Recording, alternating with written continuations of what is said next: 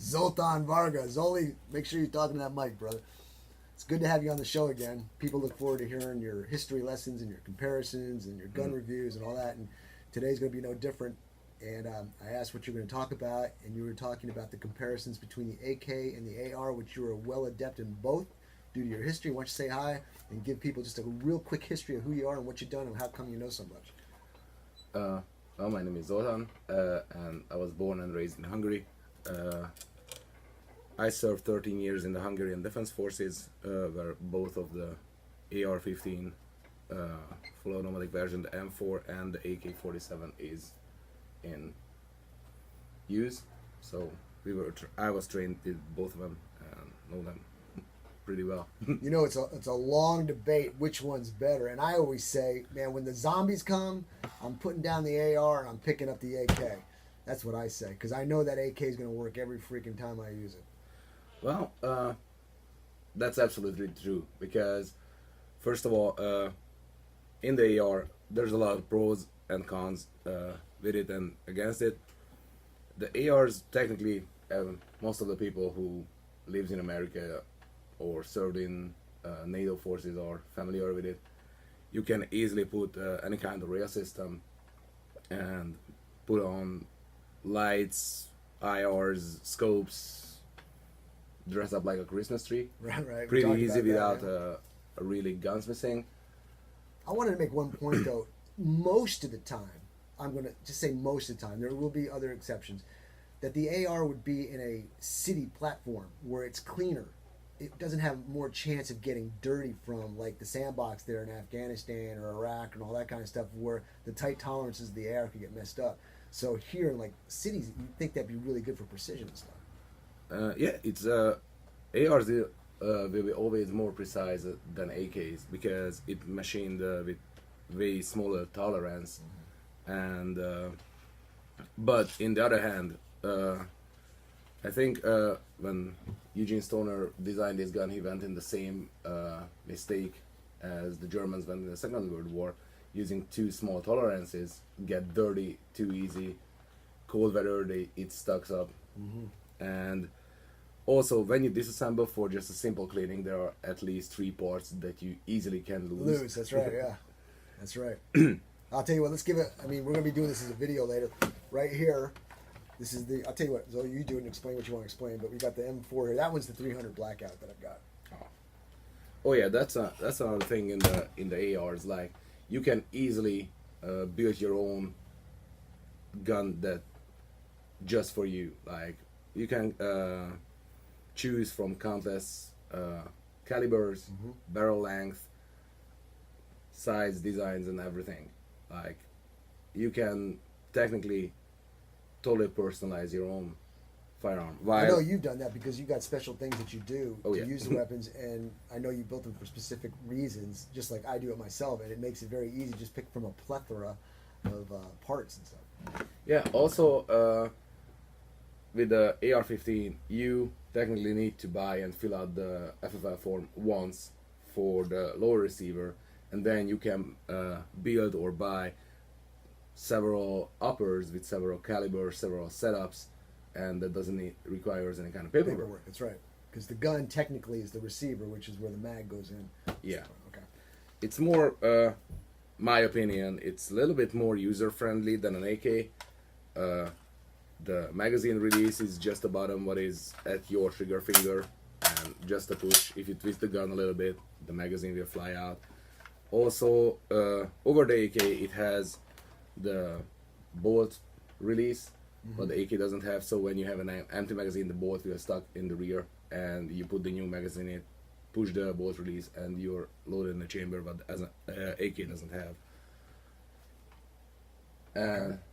But there are one thing I think that I think is the main poison of the AR is those 3 little rings on the bolt, but it's gas sealing rings, and you technically need to change those after every about 1,000 rounds.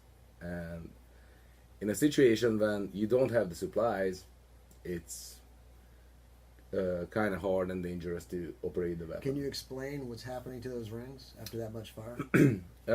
They are because of the as the boat moving in the boat carrier group, it just shredding down and broke. And after that, there won't be enough gas to operate the whole system, and it can stuck or make a malfunction. Does that still work the same way if it's a piston-driven AR? I can't get the schematic in my head real quick. A piston. I think piston. it does, because it's between the boat and the boat carrier group. Right. Okay.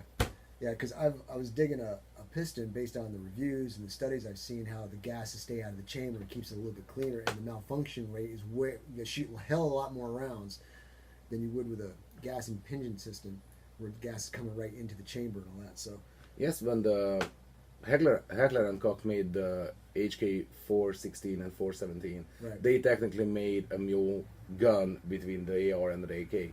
Used the AR long gas piston system with the AR upper and lower and whole design, and that's one of, in my opinion and several people's opinion, that's one of the best gun systems right now on the market. Because they combine the best of both worlds. Yes. Okay.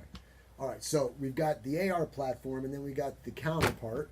We'll say the dark side is the AK-47. This one's a Sega.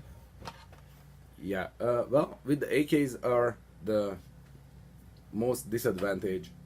The couple disadvantages is the firing selector, or the safety is cannot really operate it when you try to aim, or you got to take your hand off the grip to yes, actually function. to operate it, or use it with your left hand. You would have thought somebody would have figured out a way to make that ambidextrous or something. Actually, Hungary made a AK modernization, and they made a little fire selector connected, and you operate it with your thumb. There you go. Now, this one here, if you took it apart, it's sloppy as heck, and that's what makes it fire every time. You know, it just rattles. You throw it in the mud, you pick it up, and she shoots. Yeah, actually, in Vietnam they found AKs after the war. Like, how long was it? 50 years. Yes. And they just took it out from the mud, cranked it up, and they were able to shoot without any kind of problems. That's first because the Russian factory design was to make it work in every kind of different kind of conditions. That's like right. From Siberia to Afghanistan, sand, mud, snow, you can name it, you can leave it there for a couple of years and it will work for you. Now with I'm going to guess with American ingenuity, we've come with all these different ways to turn the standard AK-47 into a hybrid. Like, for example, on this particular one, we've got a butt adapter to fit an AR tube and adjustable stock to the AK, whereas it just normally had the wooden stock. You can change out the trigger or the grips. You got four ends with Picatinny rails, all sorts of stuff you can add to it, whereas the older version, the basic models, was just a plain Jane type of AK. So you can really customize this one to yourself too. You can, but the problem is with these four rails, you can really adapt red dot sights where you don't need to worry about the parallaxes. Mm-hmm. But especially in Russian and Hungarian types, there's a rail on the side. I don't know. Yeah, if you turn it this way. There's a rail right here where you can attach a mount, so you can put your scope on it, or you can put a red dot on it, whatever you feel fit. And mostly the problem with this kind of mounting, if you put a red dot on it or anything else, you cannot really use the iron sights. But when these weapons, all the ARs and the AKs were designed after the Second World War, they mostly figured out and realized the most firefights are between 300 yards and below. Which both of these weapons are very adept to. Yes. Yes. And also, the original AK is using the 7.62 ammunitions, 7.62 by 39, but is a really good, powerful, and high expansion ammunition. That range, yeah. And the other problem with all the old kind of ammunition, let's say the military grade ammunition for AKs are steel core. Like, you can wear a plate carrier, but it won't mean too much. Gee, that makes you feel good, doesn't it? Until they are not level 4, of course. Okay. So the ballistics of these two rifles. Now the 5.56 was designed to hit and tumble. This one here is designed to hit and knock down. Yeah. So whereas one shot with an AK is the basic concept is it hits you, you fall down, you don't move. An AR hits you, you get torn up inside. You might be able to move a little bit sometimes, and so the pro and con on that is you got a heavier bullet with the AK, you got a lighter one, but it's more accurate. It tears you up more. It makes it harder for medical personnel to clean you up, so on and so forth. It's like the difference if I throw you with a rock or I throw you with a brick. Okay, that's one way to put it. What's your personal preference? What would you want and why? Well, depends on what. Like for hunting, I'm using an AR-15, but as you said, if there would be like a survival situation or that kind of situation when I don't have the resources to maintain my guns every day perfectly, I would roll with an AK.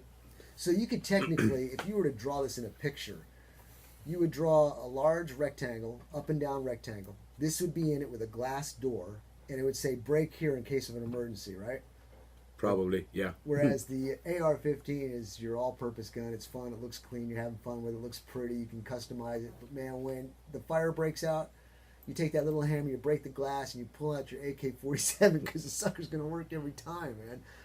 Yeah, and you don't need to maintain every day, and that is the biggest point with the AK. You can be anywhere, and it will work for you. Like when I was in Afghanistan, I saw not one person who had their military issued M4s, but there were always a couple AK-47s. Also, here in America, you can find 5.56 ammunition in every household. That's one of the big things that's a consideration for the type of gun you get. But also the AK, there was a bit, I'm telling you, when I first was in the business, I've been in business almost 20 years, okay?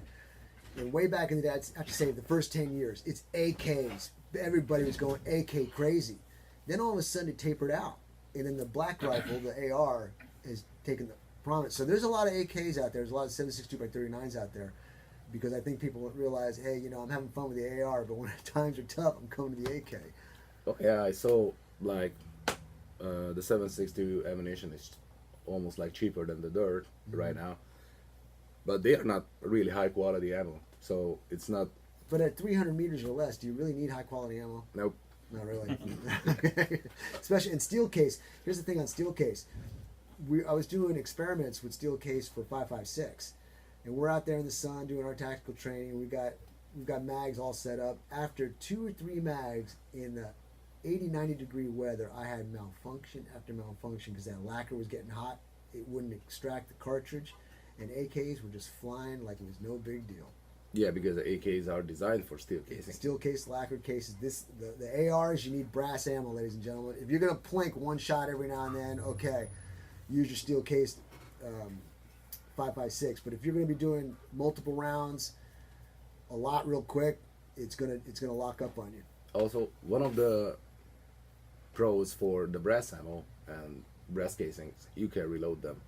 Steel casing, it's really hard, and you need special dies and equipment to reload. You still can do it. I've seen people do pistol calibers anyway, yeah. Steel casing and aluminum casings, but you got to know what you're doing, like you said.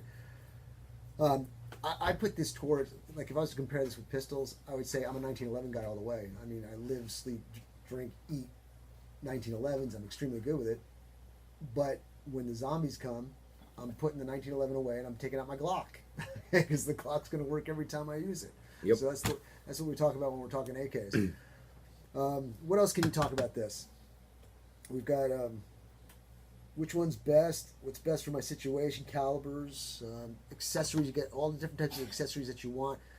So, ladies and gentlemen, it's basically up to you what you want for the purpose. If you've got the money to burn, I would highly recommend having an AK somewhere at the ready, and have fun with your AR.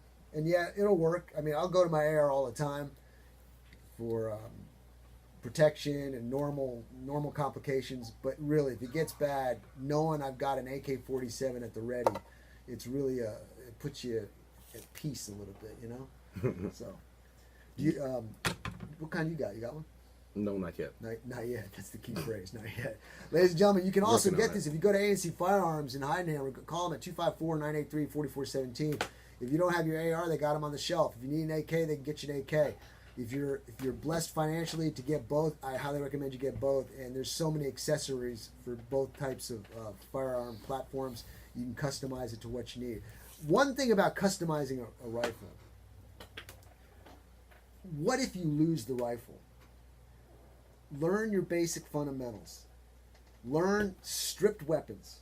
Make sure you know how to shoot your stripped weapons, that you don't have optics, you just got your iron sights. You don't have special quad rails, you just got basic gun. You don't have special stocks and pistol grips. It's basic plain Jane rifle. Once you can understand and function and use the basic fundamentals of these weapons platforms, sure, go ahead and have fun. Just remember, if you lose your special baby, can you pick up a plain Jane one and use it the same? Would you agree? Yeah, absolutely. And also for an AK, I really wouldn't use any kind of optics or something, because in the Hungarian army on basic training and after the first couple of years, we didn't have any kind of optics and fancy rail systems and anything, so we just had the iron sights, and we had to qualify them up to 350 yards. So, and it's easy to do it. 300 yards less with an AK is extremely accurate. I mean, Oh, yeah. I've tried it. You can do it. It's not a problem. And they've got the American-made ones that are refined even more and more perfect fits as compared to some of these Romanian ones, and they're just slapped together, but they shoot just as good too. You can shoot any gun accurately once you figure out how it shoots, so keep that in mind. All right, Zoe, let's finish this up. Any final comments you want to say, AR versus AK-47? I can only just finally say, choose what you want, but train what you have.